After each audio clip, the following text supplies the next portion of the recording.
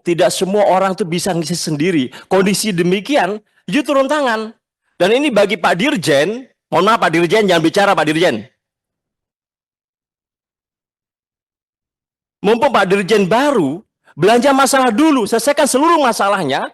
Mohon maaf Pak Pimpinan, seringkali dari eksekutif, ketika ada teman bicara, dia bicara sendiri. Lain kali mohon ditertibkan, supaya clear persoalan-persoalan kita ini. Menghormati forum yang terhormat ini. Tadi kita udah beri kesempatan, jadi salah satunya itu disampaikan tadi soal odol. Ya,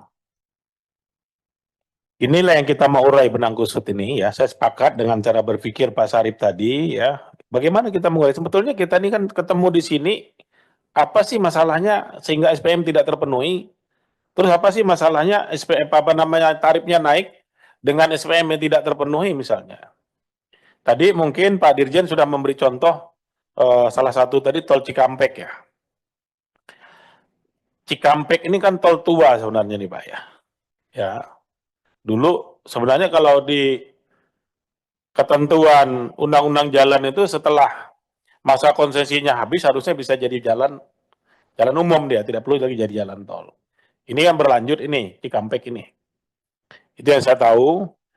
Kemudian terkait dengan SPM tadi, saya rasa saya perlu mendengar dulu forum ini selain Pak Sarip ya. Nah, Pak Dirjen pun sudah menyampaikan pemikirannya terhadap maksud dan tujuan yang tadi kita sampaikan panjang lebar ya. Seperti itu dulu jawaban dari Kementerian PU kita hormati ya.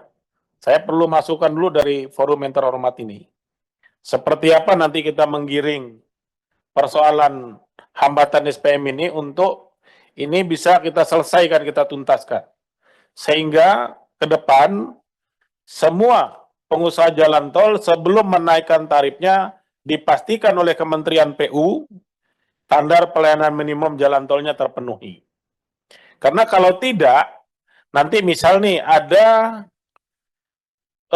tarif naik di ruas tertentu dengan BUJT tertentu. Standar pelayanan minimumnya belum terpenuhi tapi tarifnya naik.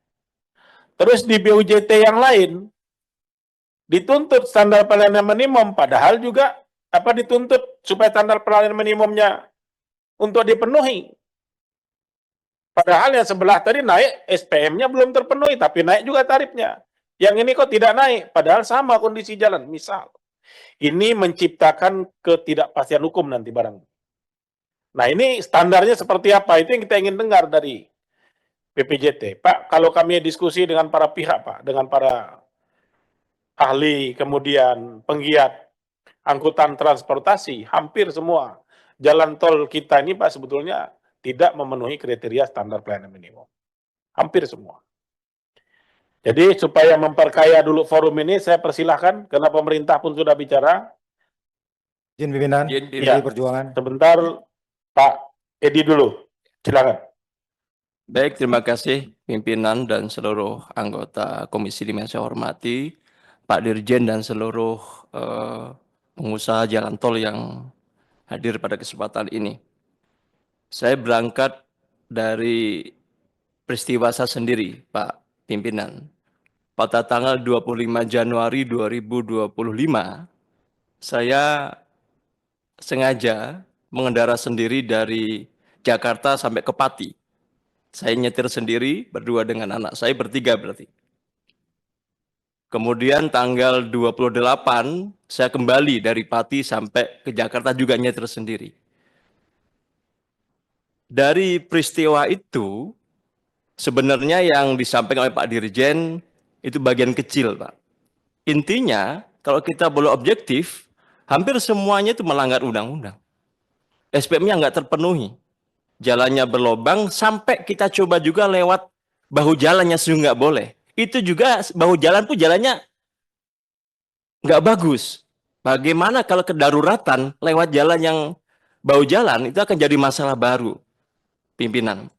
Jadi artinya dari kondisi itu jelas melanggar Undang-Undang Nomor 38 2024 Pasal 26 ayat 1, begitu juga dengan Undang Nomor 2 2017 Pasal 53 ayat 2 termasuk peraturan menteri sendiri nomor 34 2006 pasal 44, kemudian peraturan menteri 15 2015 tahun nomor 27, kemudian PP itu, kemudian peraturan menterinya sendiri nomor 14 2024 ayat 11, begitu juga nomor 30 2019 pasal 23. Nah, bukan hanya itu pimpinan, mohon maaf Pak Dirjen, rest area ini juga perlu kita tertibkan. Saya mengalami sendiri. Satu, security ketika menghadapi kemacetan yang luar biasa. Ini kaku, tidak ramah. Bahkan terakhir saya juga agak marah. Saya tanya, di mana ini tempat jual obat? Kebetulan anak saya sakit. Nggak ada, Pak. Habis itu dilanya dia langsung pergi. Tunggu dulu, saya tanya belum selesai masalahnya gitu. Jadi artinya ini juga masalah, termasuk ada SPBU pimpinan, ada self service. Udah tahu mengular panjang mungkin ada 1 kilo orang ngisi bensin, dibiarin saja. Pak, ngisi sendiri. Bung, tidak semua orang tuh bisa ngisi sendiri. Kondisi demikian, you turun tangan, berdebat, Pak. Padahal saya pakai, mohon maaf, plat DPR.